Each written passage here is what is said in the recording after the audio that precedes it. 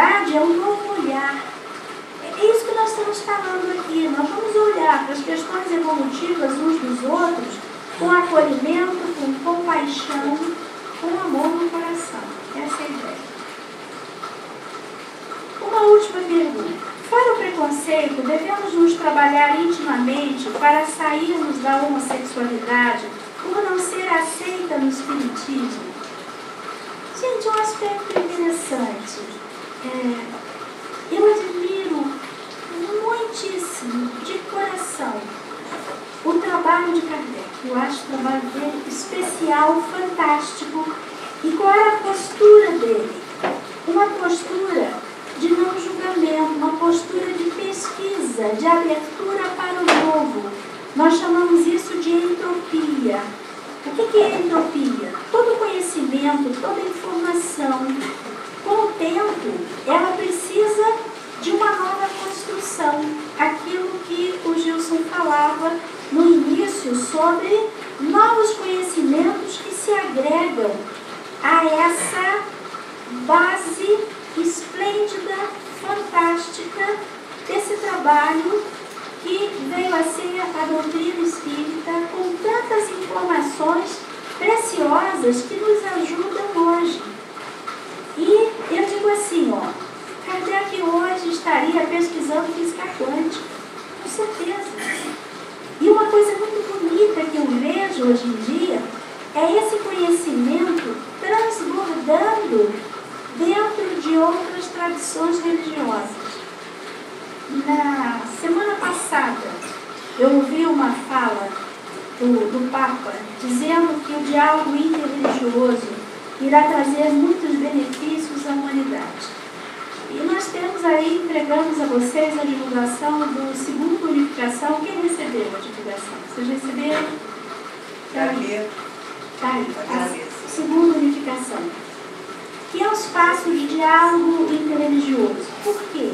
Porque nós perguntamos assim, se de um modo geral, dentro das tradições religiosas, as pessoas estão voltadas para o bem, em busca da compreensão do divino, a quem interessa que as religiões não se comuniquem, que elas briguem, que elas estejam em oposição? Isso interessa ao lado negativo. Não que a pessoa tenha que mudar de tradição religiosa, cada um tem o seu estado de consciência, a sua visão, a sua compreensão. Mas o que nós temos aqui, eu diria o seguinte, na época da codificação, essa questão não estava tão emergente. Nós temos agora livros saindo dentro da visão espírita, dentro da compreensão da reencarnação, buscando principalmente perceber, temos aí um livro do André Moreira, publicado recentemente, mostrando que, na verdade, existe uma diferença entre o sexo psicológico e o sexo fisiológico.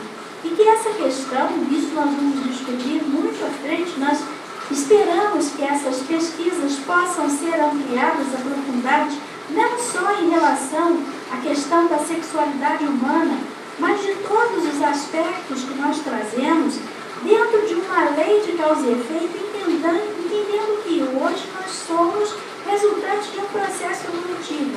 E o mais importante, que a nossa personalidade de hoje, nós que estamos aqui, somos a personalidade mais evoluída da nossa trajetória, da nossa individualidade.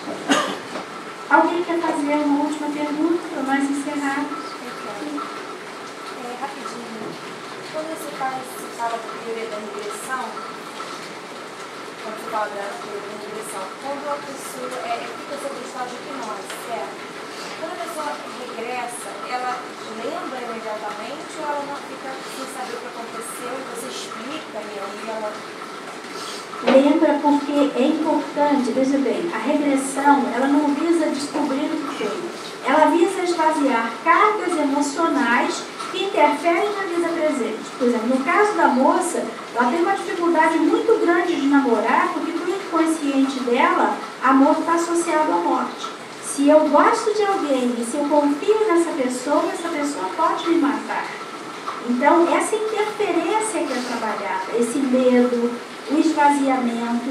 E a hipnose ericksoniana, ela não induz sono, pelo contrário, ela induz uma ampliação de consciência pela ativação dos canais sensoriais, visão, audição e sensação. A metodologia moderna não vai induzir sono, porque do ponto de vista evolutivo é importante não só que a pessoa compreenda, dentro da lei de causa e efeito, por exemplo, por que essa moça viveu essa situação? Porque ela foi uma princesa no Egito que usava os escravos como objeto de prazer e depois mandava matar porque eles não podiam sobreviver à noite que passavam com ela.